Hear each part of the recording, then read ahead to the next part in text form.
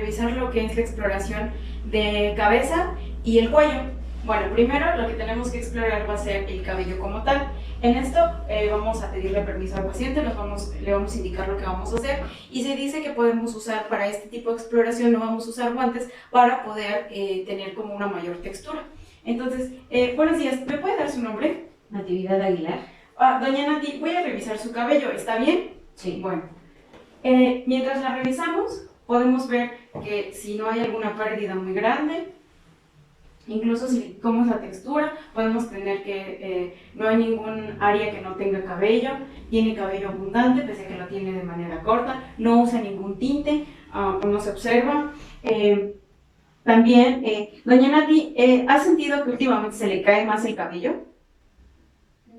No. Ok, bueno, esto es importante saberlo y sí, preguntar desde cuándo comenzó, si usa algún producto o algún medicamento que pueda provocar esto, incluso puede ser por cuestiones de estrés. Después de esto vamos a revisar la textura, pues bueno, podemos determinar que es un cabello suave, sin ninguna alteración que podamos observar. Posteriormente vamos a pasar a explorar el cuero cabelludo. Para esto necesitamos revisar diferentes zonas, buscando alguna escama, alguna herida, alguna laceración.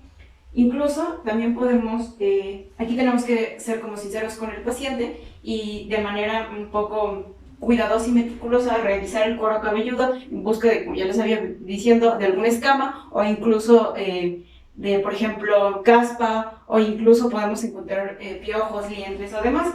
Por eso debemos de revisarlo en diferentes lugares. En este paciente no es tan complicado porque tiene el cabello pues, corto. Sin embargo, en algunos pacientes puede ser un poco laborioso, pero nada que nos quite tiempo. También tenemos que buscar si en alguna zona hay como alguna deformidad o alguna protuberancia o incluso podemos palpar la presencia de algún nevo.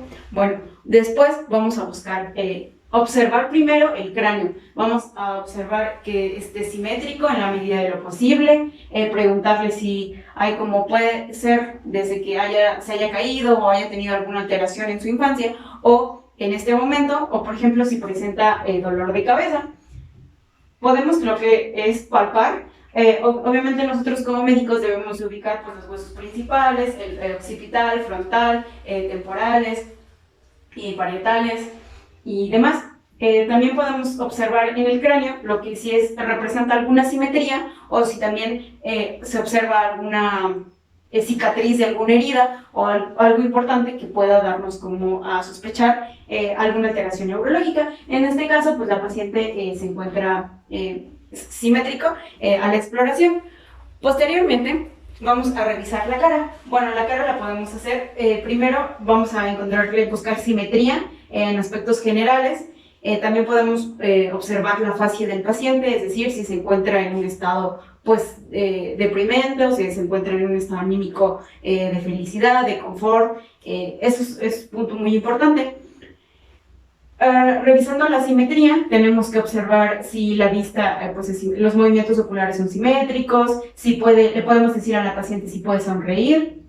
En este caso, sonríe y asciende de manera simultánea, puede abrir los ojos de manera correcta, no hay ninguna deformidad en la nariz, tampoco en las orejas. Es importante preguntarle, por ejemplo, si hay algún líquido que pueda observar de la salida de las orejas. Esto principalmente si el paciente sufrió traumatismos. Debemos también ser conscientes que es normal que el paciente pueda llegar a presentar un poco de cerumen. Respecto a la cara, no hay ninguna alteración. Lo que también debemos observar, tanto en el cuero cabelludo como en la cara, es el tono de piel. Bueno, en este paciente podemos ver que es una tez morena. Sin embargo, encontramos pequeñas petequias alrededor de la cara. No encontramos alguna alteración en vello facial y el color de la piel en el cráneo pues también lo vemos simétrico, sin ninguna alteración, ninguna zona está como rojiza o algo que nos pueda llamar la atención. Al momento de hacer la exploración, también es importante decirle al paciente que mientras nosotros vamos palpando, si hay dolor, que él no nos haga saber. Doña Nati, ¿en algún momento sintió dolor cuando palpé? No. Ok. Siguiendo con la exploración del cuello, ahora vamos a pedirle al paciente que siga también. Puede estar sentado, el objetivo es que esté en la posición más cómoda posible y con el cuello ligeramente flexionado. Lo que tenemos que hacer para esta palpación, bueno, vamos a primero a palpar los ganglios. ¿Cómo lo vamos a hacer? Pues con el dedo índice y con el dedo medio. Los dos, de preferencia, siempre en comparación. Nos podemos situar frente al paciente o nos podemos situar de manera posterior a él. Vamos a iniciar palpando al ganglio periauricular, que como su nombre lo dice, lo podemos encontrar frente a los oídos. Vamos a buscar alguna deformidad, alguna alteración, incluso alguna sensibilidad. Después vamos a buscar al auricular posterior. Este se encuentra respecto a la apófisis mastoide. Entonces, bueno, lo podemos palpar aquí. Posteriormente vamos a irnos al ganglio occipital, que pues lo encontramos en la parte posterior de la base del cráneo. Bueno, como aquí hay ropa que nos pueda interferir, lo vamos a hacer de esta manera. Siempre es importante que cuando hagamos esta palpación le preguntemos al paciente que si está sintiendo dolor o que él tenga la plena confianza de decirnos que está sintiendo un dolor. Después vamos con el amigdalino. Este se encuentra en el ángulo de la mandíbula.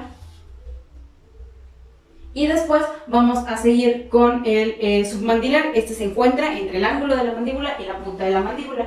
Entonces lo vamos a revisar aquí, buscando alguna alteración, alguna deformidad. Bueno, después vamos a revisar el submentoniano. El submentoniano lo vamos a encontrar entre la línea media, entre unos centímetros después de la punta de la mandíbula.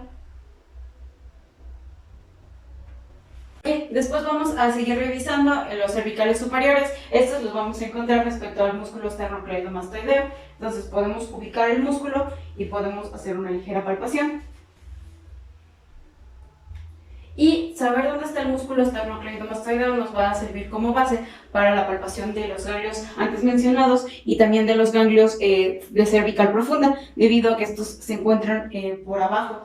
Entonces vamos a palpar.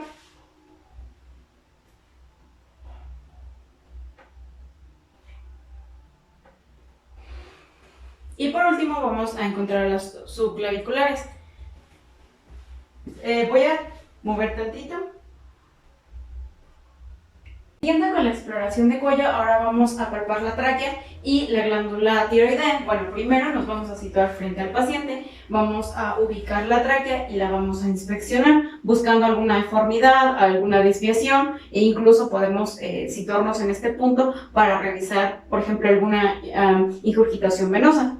Como en este paciente no hay ninguna ingurgitación venosa, vamos a explorar la tráquea como tal. Bueno, la vamos a ubicar y aquí la vamos a palpar. Es importante que al momento de palparla, ver que no hay alguna desviación o que tenga alguna protrusión, que tenga incluso alguna sensibilidad o una deformidad.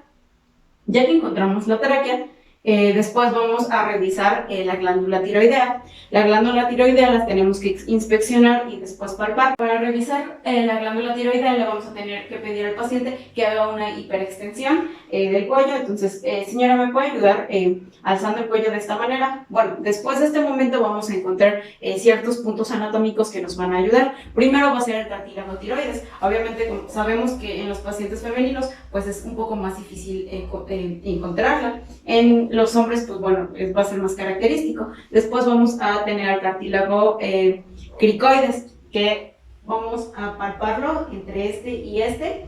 Y posteriormente vamos a encontrar a la glándula tiroides. Esta se va a encontrar por abajo y la debemos de inspeccionar. Igual, buscando alguna deformidad, alguna sensibilidad. También lo que tenemos que hacer es palpar de manera simétrica. Siga en hiperextensión. Bueno, siga con el cuello estiradito y vamos a revisarlo. Aquí es importante preguntar si el paciente no tiene algún problema con referente a este tipo de glándula. Y bien, eso sería todo.